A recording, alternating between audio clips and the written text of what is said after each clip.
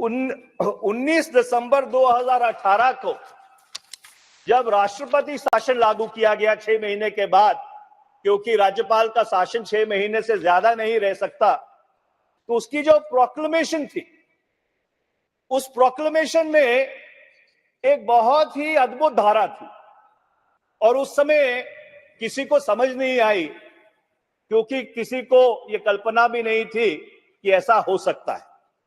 उस प्रोक्लेमेशन की धारा C2 में यह लिखा गया था कि धारा 3 जो भारत की संविधान की है, उसके प्रोवाइजो 1 और 2 को लंबित किया जाता है।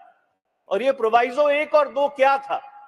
ये प्रोवाइजो 1 और 2 धारा 3 का वो है जिसके तहत राष्ट्रपति जी को संवैधानिक तौर पर जब कोई भी अगर विधेयक आता है संसद में,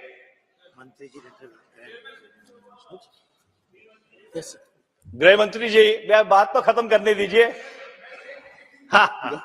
माननीय अध्यक्ष, मैं इसका कल डिटेल जवाब दूंगा, मुझे कोई आपत्ति नहीं है, मगर कल और आज के बीच में मीडिया में काफी गलतफहमी न हो इसलिए मैं कहना चाहता हूं। इस देश में राष्ट्रपति शासन डालने की शुरुआत कांग्रेस पार्टी ने की और जितने भी राष्ट्रपति शासन की अधिसूचना है सभी में संविधान की इस धारा को निरस्त कर कर ही कांग्रेस पार्टी ने राष्ट्रपति शासन डाला है, क्योंकि अगर वो नहीं करते हैं तो राज्य का बजट भी पारित नहीं कर सकते। ये विद्वान वकील है, मुझे मालूम नहीं है आगे पीछे का देखते या नहीं देखते हैं, अचानक इनको एजेंडा दिया है बोलने का या क्या है मुझे समझ में नहीं आता है, मगर इस तरह की बात कम से कम वकील ने नहीं करनी चाहिए। गृह मंत्री जी गृह मंत्री जी प्लीज नहीं, गृह मंत्री जी एक मिनट।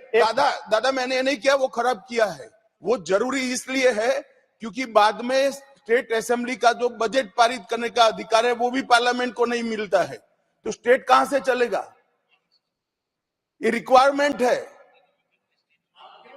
मगर आप तो नहीं समझ सकोगे, मुझे मालूम है। आपकी बात से और लोगों को कोई मिसअंडरस्टैंडिंग ना हो इसलिए मैं खड़ा हुआ हूं। गृह मंत्री जी की मैं व्यक्तिगत तौर पे बहुत इज्जत करता हूं और मुझे मालूम है कि